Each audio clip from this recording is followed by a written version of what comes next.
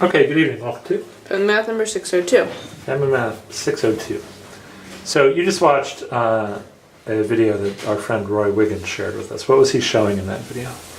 He was showing first a plane passing through a 3D cube, and then a three-dimensional space passing through a 4D cube. Okay. And we've got these objects here that I 3D printed while you were at school today. Tell me about these objects. What are they showing? Well, this is what this three-dimensional slices look like as the three-dimensional plane passes through the 4D cube. Okay. So what do we get? We start with a point. All right. And then we get this small tetrahedron. And the tetrahedron increases in size until it gets so big that the corners start to get cut off. Okay. Like we see here. All right. When does that happen? When does it get so big that the corners start getting cut off? I think that's when the tetrahedron's points or corners are outside of the 4D cube. Okay. When does the tetrahedron have its maximum size, or does it appear to have its maximum size? Well, when its side lengths are the lengths of the diagonal of the 4D cube. Okay. Which is 2. Actually, not quite.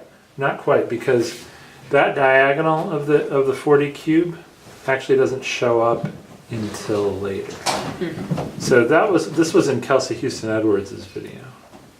So do you remember when she first said that there was a tetrahedron? Was that when this says root 3? Well, don't worry about how long they are. Well, it's when it first touches 4 points. Which 4 points? The 4 points that all have have 3 zeros and a 1 in their 4-dimensional representation. Very good. So these at first we see a tetrahedron right away, and the tetrahedron becomes its maximum size when Kelsey Houston Edwards showed us it touches the 4 points whose coordinates are 1, 0, 0, 0, 0, 1, 0, 0, 0, 0, 1, 0, and 0, 0, 0, 1. And how far away are each of those points from each other? Do you know how to do that calculation? Well, it's like, isn't it like the distance? No, I don't think they do. Well, it's just the Pythagorean theorem, but just in higher dimensions. Oh, alright.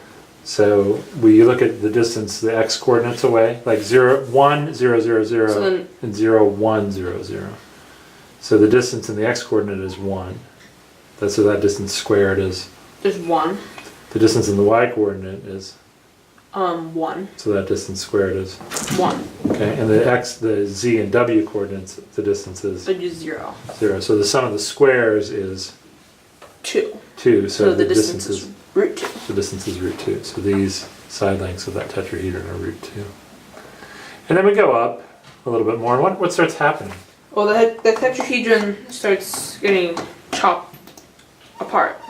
Okay. And then as it gets chopped apart, it reaches a point where the chopped parts equal the non-chopped parts. Okay. And that's when we get this octahedron shape. Right, and what's happening in the slice here? So now it's the three-dimensional plane is touching 6 vertices. Okay, and what's special about those vertices? They all have 2 1s and 2 zeros. They'll have 2 1s and 2 zeros. Yeah. And this is the one. So the ones where the x, y are 0, 0. Sorry, 1, 1, and the y, z is 0, 0. And then the opposite of that, x is when y are 0 and y, z and w are 1. Those are the ones that are a distance 2 apart from each other. Which is pretty neat. And then you kind of come down the other side, and then you leave. But the other thing I wanted to ask you about is, how do you think the shape that's made by sort of piecing these slices all together in 4 dimensions, what do you think that shape looks like? Well, it's like that somehow stacks up to be a 4-dimensional cube, but I'm not sure how you can stack it up because we're not in the 4th dimension. It's hard to visualize. Yeah, it's very hard to visualize. So that's why I was wondering Like the how you would even try to describe this shape. like the 2D, 3D analog, that's pretty easy to see how you can stack up the two-dimensional slices. Okay, why is that one easy? Because those slices are what? Those slices are just planes. Ah, okay, so you're talking about like a cube like this, where I make slices that are all squares, Yeah. and those stack up. What about when you put it like this, like they were doing, the slices are triangles and hexagons? Well, it's still pretty easy, is you can figure out how you stack it up. Okay. But with this example, you can't figure that out too easily because we can't think in the fourth dimension. All right, so this visual for the this weird slicing of a four-dimensional cube doesn't help you too much. No. No. And so how would you explain a four-dimensional cube if you're gonna try to explain it?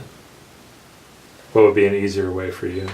Well, I mean, I'd go with like the sliding thing. In fact, I even have it Yeah. here. Like to go up a dimension, you have to slide in a new direction. Okay. So to go from a point to a line, you just slide it over. All right. And to go from a line to a square, you slide the line over in a new direction. Zoom out a touch. All right. Because now you can go left and right and up and down. Okay. And to get from this plane to a cube or space, you can slide up and down. Or Alright. actually, you can go going left and right, forwards, backwards, up and down. Okay. And then you get from a cube to whatever four-dimensional shape, hypercube that you get, you have to slide it in some new direction. But that direction does not exist in 3 dimensions. Okay. Yeah, this is in. By the way, when you do the slices of the four-dimensional cube, when you think about it as a cube sliding, what are the three-dimensional slices? It's a bunch of cubes. Bunch of cubes. Yeah. All right, cool. This is a neat project, and I'm puzzled myself as to how this helps you think about. Because I also had never seen this before, this slicing of a four-dimensional cube, but it's pretty cool. Yeah. All right, good job, hun.